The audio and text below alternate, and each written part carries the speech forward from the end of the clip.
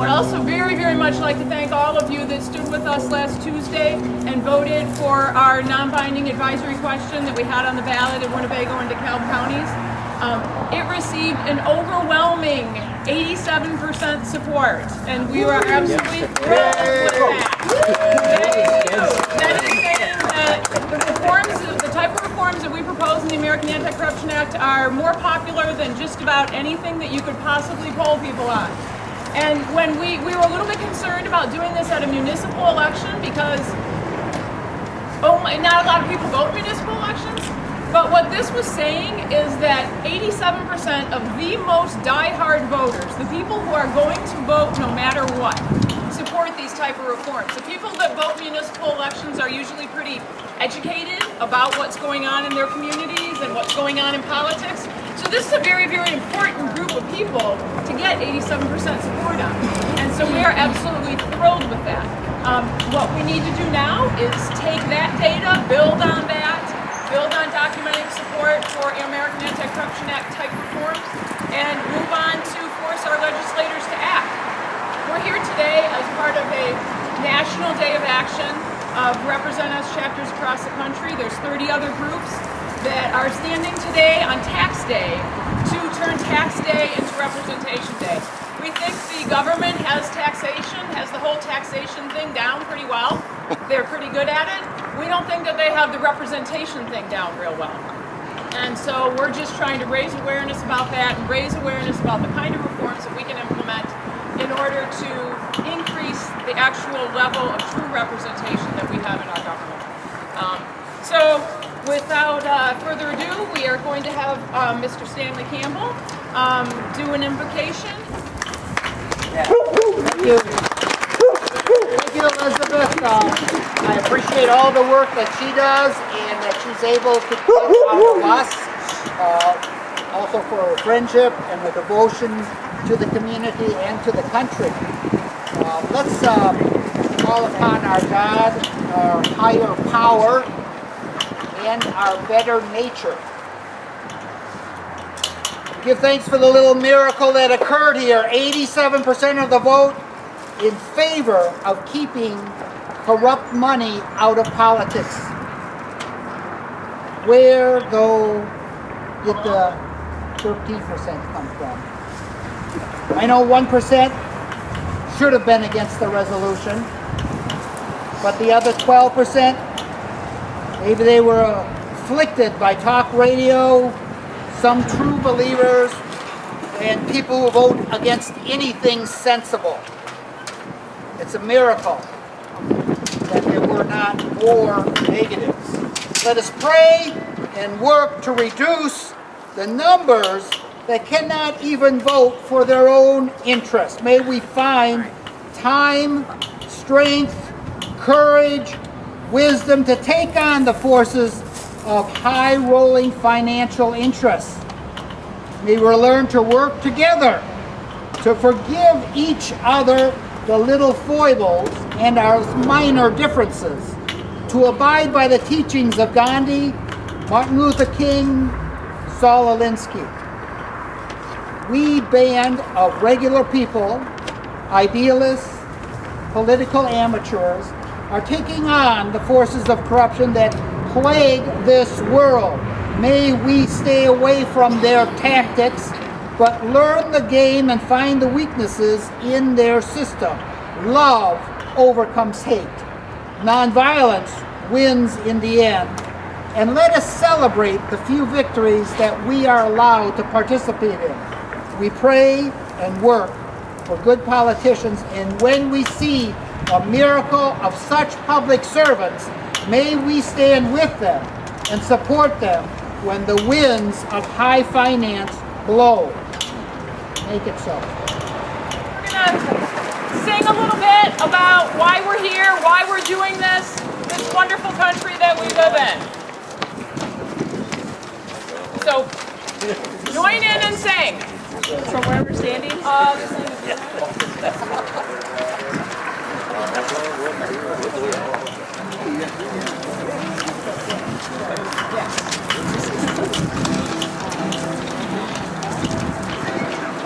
Land is your land.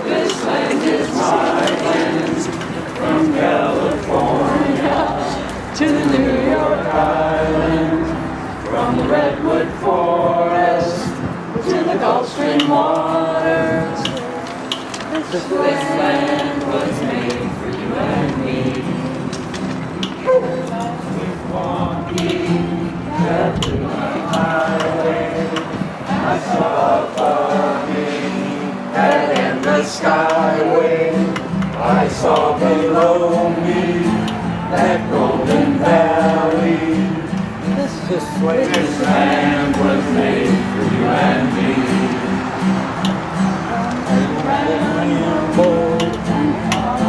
Footsteps, sparkling sands of her diamond deserts. All around me, a voice sounding. This land was made for you and me.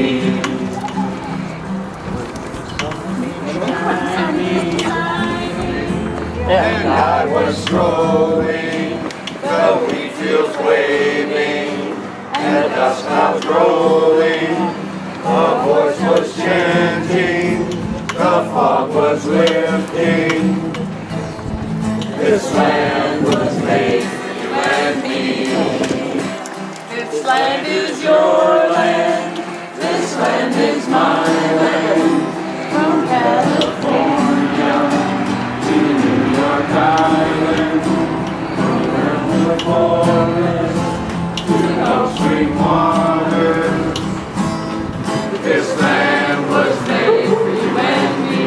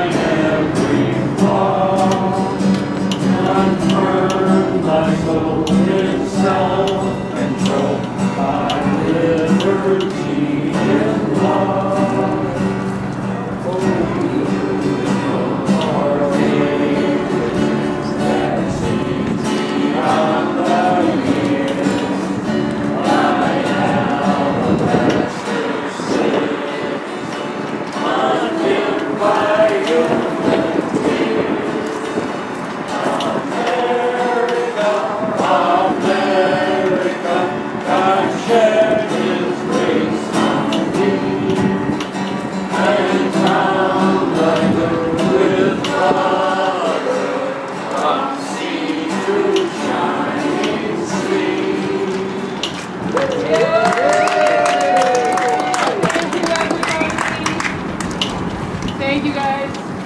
Yay! Okay. So Hoorah!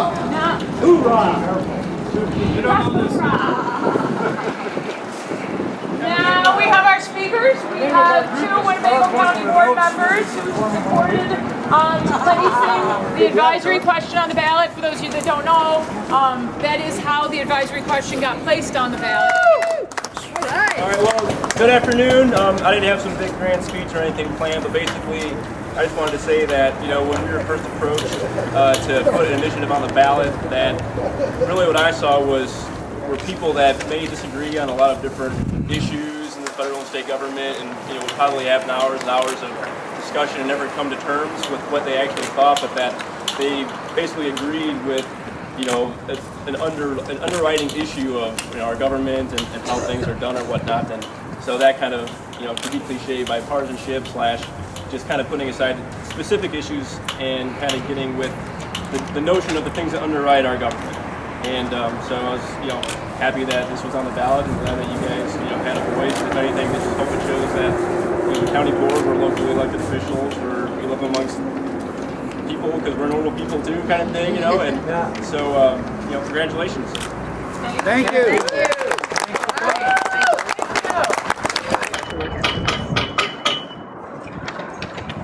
I don't know how I'm going to follow that speech.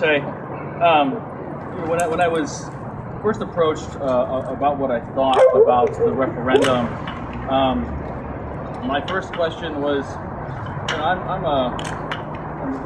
like to write. I read a lot, and my concern was the language. To me, money can be and is often corrupted, but at the end of the day, the reason why I like this is because it puts money in the hands of people to be able to choose someone that they believe is not corrupt. You get to choose. There is no silver bullet law that's going to be able to turn everything around tomorrow. There's no silver bullet law that's going to be able to make people who are corrupt incorruptible. All there is us. All there is us being more informed. All there is us being more engaged. All there is us. And that's why I like this. That's why, I voted for it to pass the county board. That's why I voted for it. Because in the end, this really is about us.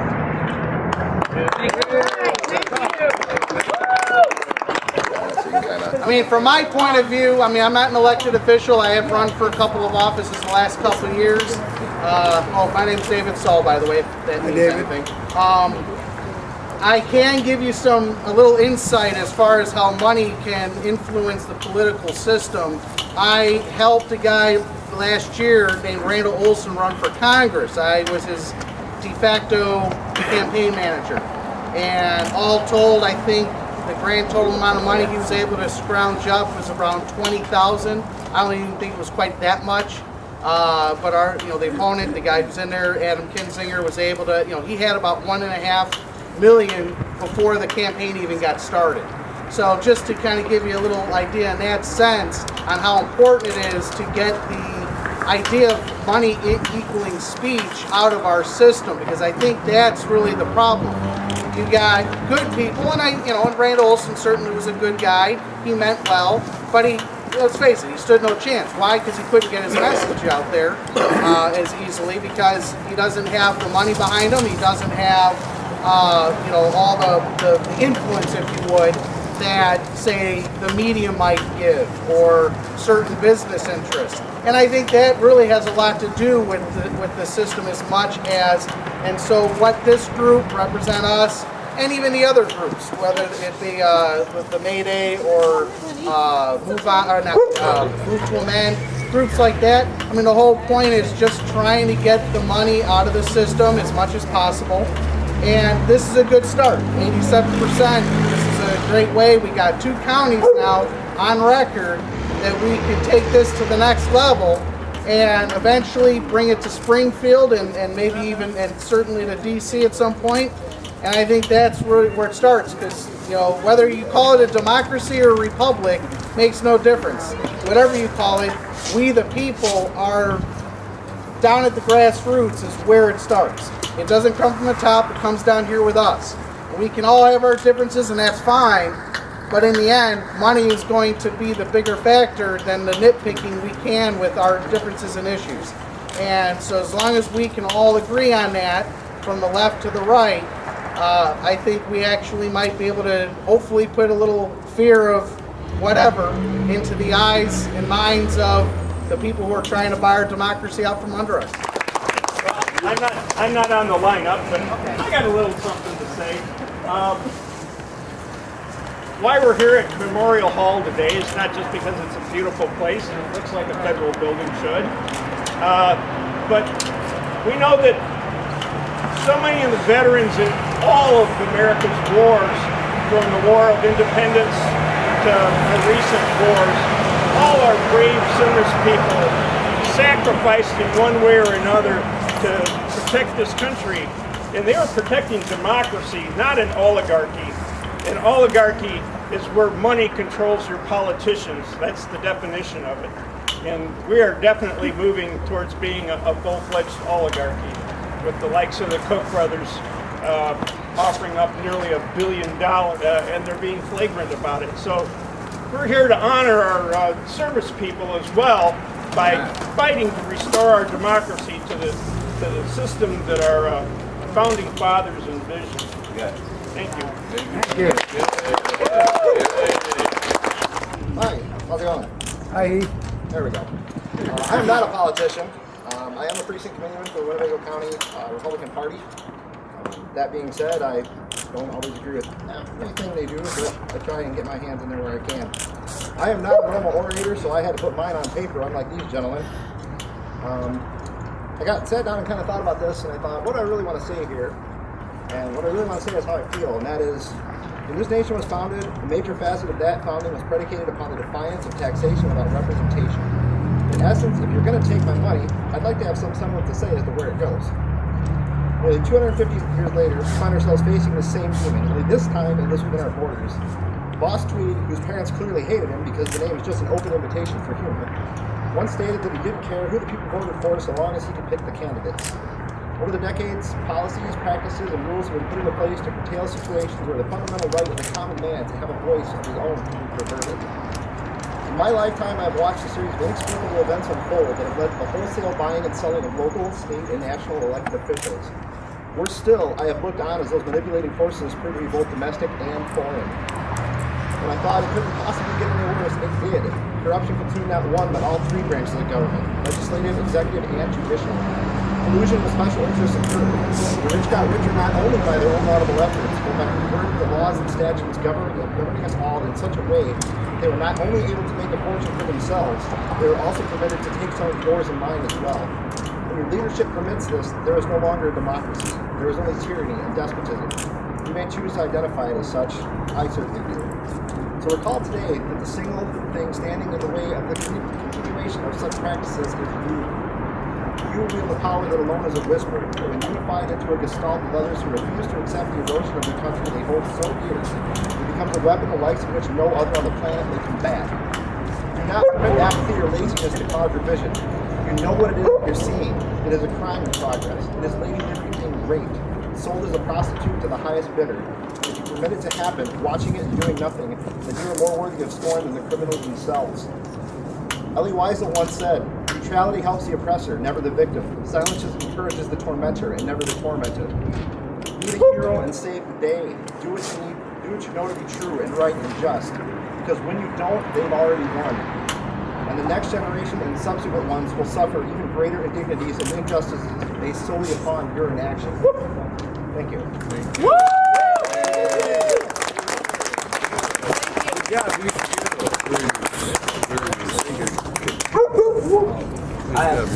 My name is Morris Beeman. I'm an Afghanistan Iraqi vet. I got shot over there.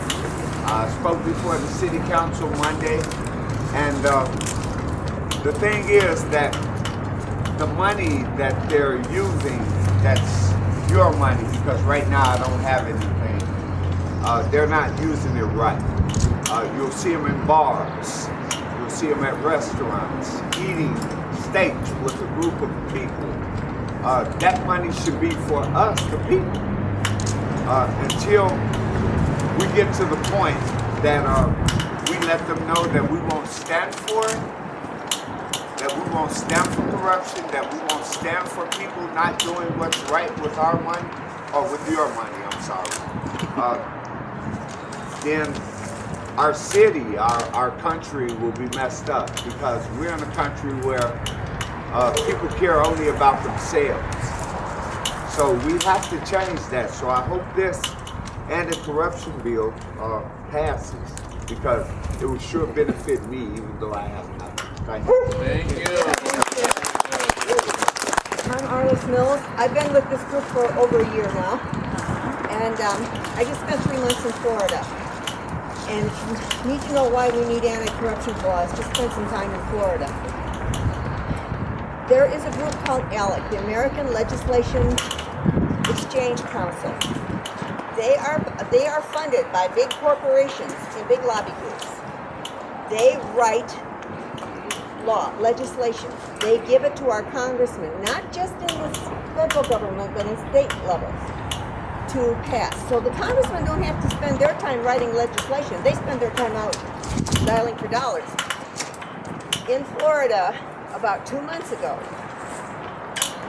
a sheriff's deputy and a fireman were target practicing. Their bullets, one of them, at least one of them, broke a window right over a crib where a baby was sleeping in the next door neighbor's house. And there were several bullets in that window of that house.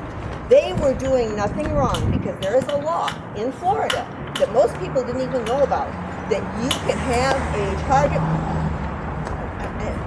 practice shooting your gun in your yard no matter how close you are to anybody else. Then, about 3 weeks ago, they went after the college campuses. They want guns to be allowed carried on college campuses. Florida's had concealed carry for a long time, but some places are allowed to limit.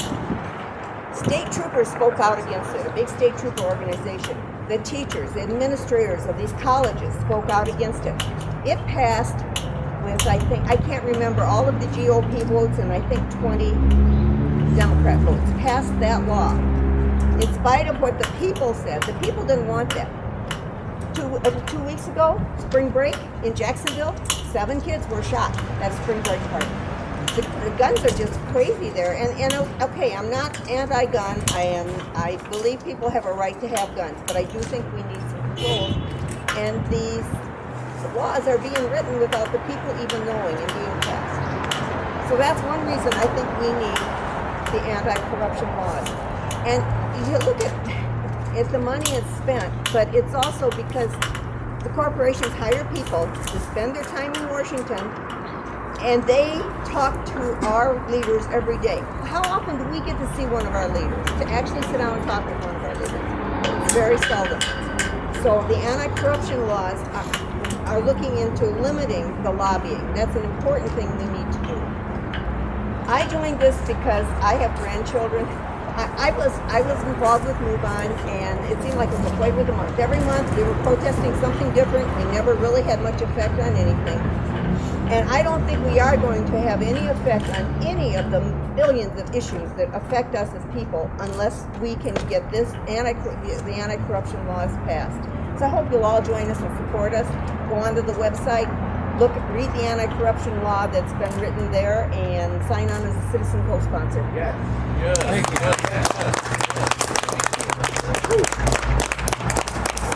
I just wanted to say one more word before I take off, and Alan's going to take over, and we're going to do this great group picture that I hope everybody will stay for.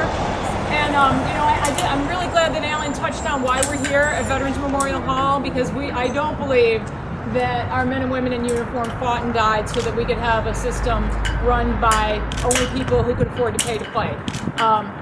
But as people have been talking, we've had people up here from across the political spectrum. People have brought up different issues.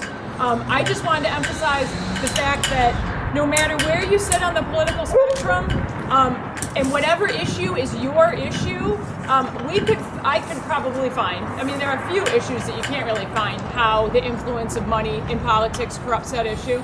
But certainly there are issues that are held very, very dear to people on both the left and the right that are constantly foiled by this idea that the corrupting influence of money in politics. And I think that, the biggest one that I think about on the right is that, if you're concerned about lowering the deficit and fiscal conservatism, and just spending what we take in, we can't have a whole bunch of legislators whose campaigns are completely dependent on getting financing from corporations and major donors who are dependent on the government for some type of contracts,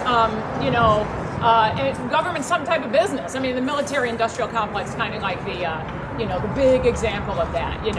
They have a lot of influence in Washington, and we spend a lot of money on the military, and until we stop having congressmen who are dependent on this military-industrial complex for their re-elections, we're really never going to be able to get out of these endless wars and end up trying to save any money. That's just kind of one example.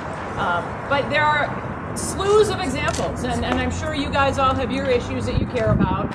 And since we do have this common group of ideas, the type of reforms that are embodied in the American Anti-Corruption Act, that the vast majority of people across the political spectrum believe in, you know, our group is all just about all those people working together to promote those reforms, because we are the only people who are going to do it. You know, we are it. You know, but just like John said, we are it, and so we can't wait for somebody to do this for us. We have to do it ourselves and get involved. Thank you very much for being here. I have to take off to go back to work, but I hope you guys all stay around for whoever, you know, if Alan wants to let somebody else talk or whatever.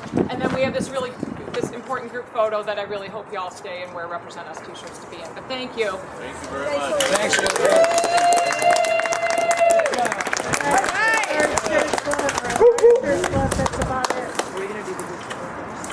Oh, unless we have anybody else who'd like to, you know, just short little. Alan, I want to say something that is small, it's not real big, but it is tax day. About how corruption influences our daily lives. Okay. I used to be able to get a booklet and do my taxes. It didn't cost me anything to do my taxes. I could figure out how to do them.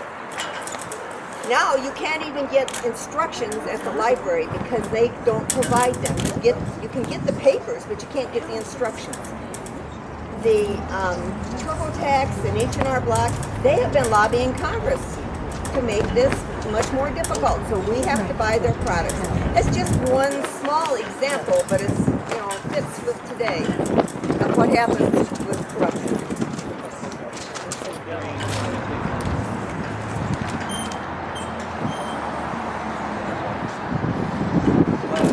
All right, I want people to lift their arms, wave, wave, move around, wave. There you go. Better on video too. Something moving. Let me move You this. got an automatic snapshot on here?